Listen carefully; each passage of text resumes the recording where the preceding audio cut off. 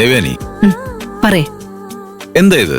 അവൻ ഇത്രയൊക്കെ പറഞ്ഞു പോയിട്ടും നീ എന്തൊരു അക്ഷരം പോലും ഉണ്ടാതിരുന്നേ? അവന് വേണ്ടിയെങ്കിലും ആ കൊച്ചിനെ 2 വഴക്ക് പറയുന്ന പോലെ അഭിനയിച്ചിട്ടെങ്കിലും വരായിരുന്നില്ലേ? ഇല്ല, എനിക്ക് മനസ്സ് വന്നില്ല. ആ കൊച്ചുകുട്ടിയെ കണ്ട ഉടനെ ഞാൻ എന്നെ തന്നെ മറന്നു.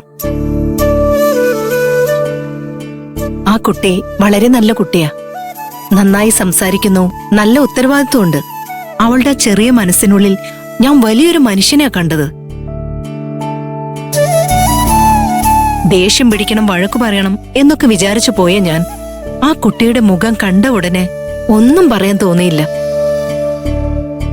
അകത്തേക്ക് വാന്നു പറഞ്ഞു വിളിച്ച് ഞങ്ങളെ ബഹുമാനത്തോടെ ഇരുത്തി കുടിക്കാൻ വെള്ളവും തന്ന് ഭക്ഷണം കഴിക്കാൻ എന്തെങ്കിലും തരട്ടെന്നും ചോദിച്ചു. ദൈവത്തോട് പ്രാർത്ഥിച്ച് ഭസ്മം കൊണ്ടുവന്നെന്റെ നെറ്റിയിൽ തൊട്ടു തന്നു. പിന്നെ ഹോംവർക്ക് ചെയ്യാനും തുടങ്ങി.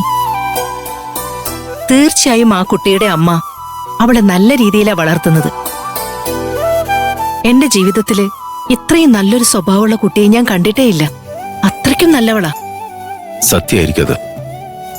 കുഞ്ഞുങ്ങളെ വളർത്തുന്നത് അമ്മയുടെ ഉത്തരവാദിത്വമാണ്. വിജയലക്ഷ്മി ഉണ്ടായിരുന്നെങ്കിൽ നമ്മുടെ കവിനെയും ആ രീതിയിൽ നന്നായി വളർത്തിയനെ.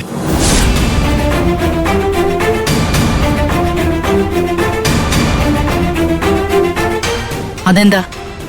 ഉത്തരവാദിത്തമില്ലാതെയാണോ നമ്മളെ കവിനെ വളർത്തുന്നത്? ഇപ്പൊ അവളുടെ പേരോട് പറയേണ്ട കാര്യം എന്താ?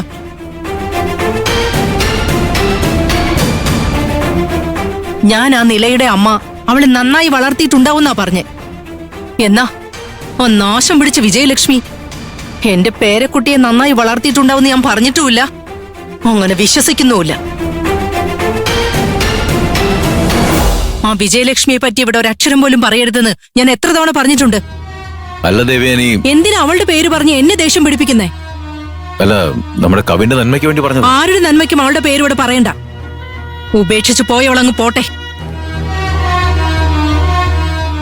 എന്റെ പേരക്കുട്ടിക്ക് നല്ലൊരു അമ്മയായിട്ട്, എന്റെ മോന് നല്ലൊരു ഭാര്യയായിട്ട്, ഈ വീട്ടിൽ മുഴുവൻ പ്രകാശം പരത്തുന്ന മഹാലക്ഷ്മിയായിട്ട് വേറൊരുത്തി വരാൻ പോവാ. അതിനുള്ള ജോലി ഞാൻ രഹസ്യമായിട്ട് ചെയ്തോണ്ടിരിക്കുക. ഇത് ഞാൻ നിങ്ങൾക്ക് തരുന്ന ലാസ്റ്റ് വാണിംഗാ, പറഞ്ഞേക്കാം.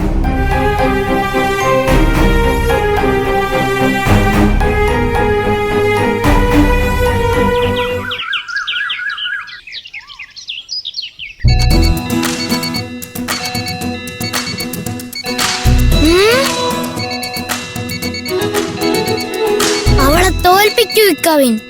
Let's set go.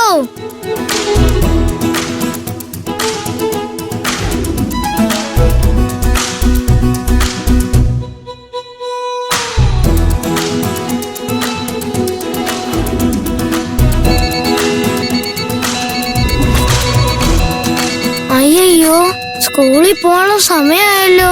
വേഗം കുളിച്ചിട്ട് പുറപ്പെടാം. ആ, എന്തിനാ സമയം വേസ്റ്റ് ചെയ്യുന്നേ? പഠിച്ചോണ്ട് കുളിക്കാലോ. അയ്യോ, ബുക്സ് എല്ലാം നനയുമല്ലോ.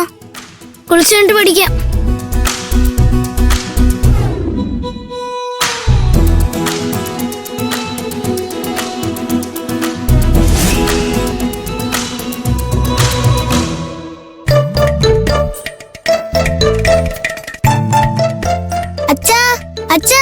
സ്കൂളിൽ പോവാൻ സമയം. എണീക്കച്ചാ,